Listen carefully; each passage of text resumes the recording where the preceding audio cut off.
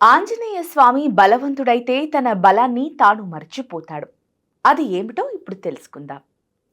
ఆంజనేయ స్వామి బాల్య దశలో దేవతల వలన అనేక వరములు పొందాడు. పైగా రుద్రాంశతో జన్మించాడు. బాల్యంలో మిక్కిలి అల్లరి చేసి ఋషుల అసనములు తీసుకొని పోయి చెట్ల కొమ్మలకు వ్రేలాడదీసినవాడు. ఋషులు ధ్యానములో ఉండగా మెల్లగా వారిని సమీపముగా వెళ్ళి విపరీతమైన అల్లరి చేసేవాడు. కానీ అతనిని ఎవరూ ఆపలేకపోయేవారు.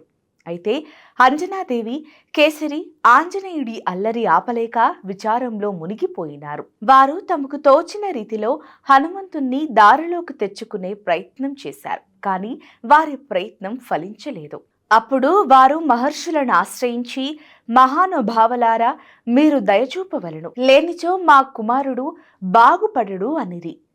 అంత మహర్షులు దివ్య దృష్టితో యోచించి, ఇతనికి తన బలంపై మహాగర్వమున్నది, స్వశక్తిని మరిచిపోతే కాని ఇతడు దారిలోకి రాజాలడని నిశ్చయించుకొని అవకాశమును పురస్కరించుకొని హనుమంతుణ్ణి శపించుచు, నీవు నీ స్వబలమును మరిచిపోవుదువుగాక, ఎవరైనను ఎప్పుడు నీ బల పౌరుషములను గురించి నీ స్మరణకు తెస్తారో అప్పుడే నీవు నీ బలమును స్మరించుకొని శక్తిని సద్వినియోగం చేసుకునేదవుగాక అనటంతో హనుమంతుడు తన బలమును తాను మర్చిపోయాడు.